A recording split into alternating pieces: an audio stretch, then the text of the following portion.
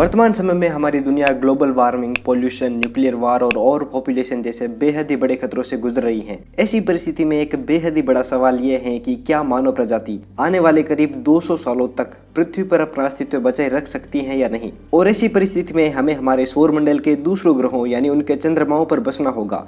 ऐसी स्थिति में हमारा पड़ोसी मंगल ग्रह इस रेस में सबसे आगे नजर आता है, जहां भविष्य में मानव बस्तियां बसाई जा सकती हैं। पर क्या हो अगर हम पूरे मंगल ग्रह को ही जीने लायक बना सके, यानी उसे टेराफॉर्म कर सके, जिसके लिए वैज्ञानिक न्यूकिंग मार्स के आइडिया पर भी विचार कर रहे हैं, जिसके अंतर्गत वैज्ञानिक मंगल ग्रह के ऊपर कई परमाणु बम को फोड़कर उसे धीरे धीरे रहने लायक बना सकते हैं। पर ये कॉन्सेप्ट क्या है और ये कैसे काम कर सकता है, ये सब जानेंगे हम आज के इस वीडियो में। So let's explore. हम इंसानों के लिए सबसे डरावना भविष्य वे होगा जिसमें मानव सभ्यता के ही खत्म हो जाने की कल्पना की जाती है। ये कल्पनाएं निराधार नहीं है। इस समय मानव जाति जलवायु परिवर्तन, परमाणु युद्ध, जैव विविधताओं का विनाश, ओजोन परत में सुराख, जनसंख्या में बेतहाशा बढ़ोतरी आदि समस्याओं के अलावा आसमानी खतरों जैसे मीटियोराइट के टकरा जाने के जानलेवा खतरों का भी सामना कर रहे हैं। 20वीं शताब्दी तक हम ये सोचते थे कि हम बहुत ही सुरक्षित जगह पर रह रहे हैं। मानव जाति के लुप्त होने के खतरे चिंताजनक रूप से बहुत अधिक और बहुत तरह से बढ़ गए हैं। महान वैज्ञानिक स्टीफन हॉकिंग कह चुके हैं कि महज 200 वर्षों के भीतर मानव जाति का अस्तित्व हमेशा के लिए खत्म हो सकता है। और इस संकट का एक ही साधन है कि हम अंतरिक्ष में मानव कॉलोनियां बसाएं।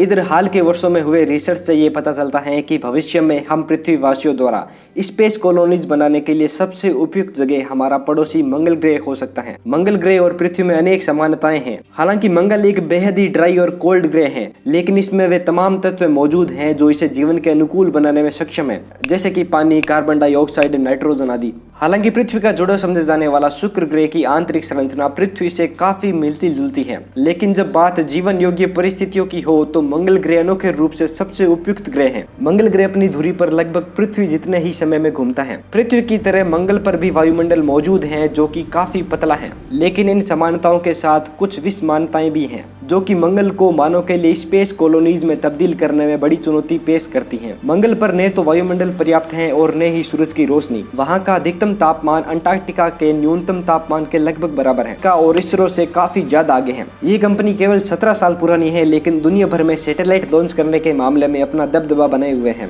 इलोन मस्क का यह मानना है कि मंगल ग्रह के पोल्स के ऊपर मौजूद एटमॉस्फेयर पर परमाणु हथियारों से विस्फोट किया जाए तो मंगल ग्रह को फिर से रहने लायक बनाया जा सकता है। उनके प्लान के अनुसार न्यूक्लियर एक्सप्लोजन मंगल ग्रह के ऊपर किसी आर्टिफिशियल सन की तरह काम करेगा, जो कि इसके बर्फीले ग्लेशियर को पिघला देगा। साथ ही परमाणु हथियारों के विस्फोट से कार्बन डाइऑक्साइड निकलेगी, जो कि इसके एटमॉस्फेयर को पूरी तरह से ढक लेगा, जिससे एक ग्रीन हाउस प्रभाव पैदा होगा जो मंगल के ठंडे जलवायु को धीरे धीरे गर्म कर देगा। साथ ही कार्बन डाइऑक्साइड के चलते इसका पतला एटमॉस्फेयर धीरे धीरे मोटा होता चला जाएगा। इसके जरिए हम मंगल ग्रह को कुछ सैकड़ों सालों में फिर से रहने लायक और हरा भरा बना सकते हैं। पर इस तकनीक में काफी ज्यादा पैसा खर्च होगा और साथ ही इस तकनीक में कई सारे खतरे भी हैं। वैज्ञानिकों का कहना है कि भले ही सुनने में यह तकनीक जितना आसान और रोमांचक लगता है वह इतना है नहीं। कुछ वैज्ञानिकों के अनुसार मंगल पर परमाणु हथियारों के विस्फोट से वहां का वातावरण बहुत ठंडा हो सकता है, जिसकी वजह से वहां का तापमान गर्म होने की बजाय और ज्यादा ठंडा हो सकता है। परमाणु हथियार के उपयोग से राख और धूल की चादर मंगल ग्रह को ढक लेगी, जिससे मंगल के औसत तापमान में भारी गिरावट आ जाएगी और वहां पर न्यूक्लियर विंटर शुरू हो जाएगा। साथ ही इस तकनीक के जरिए मंगल ग्रह के एटमॉस्फेयर और उसके सरफेस पर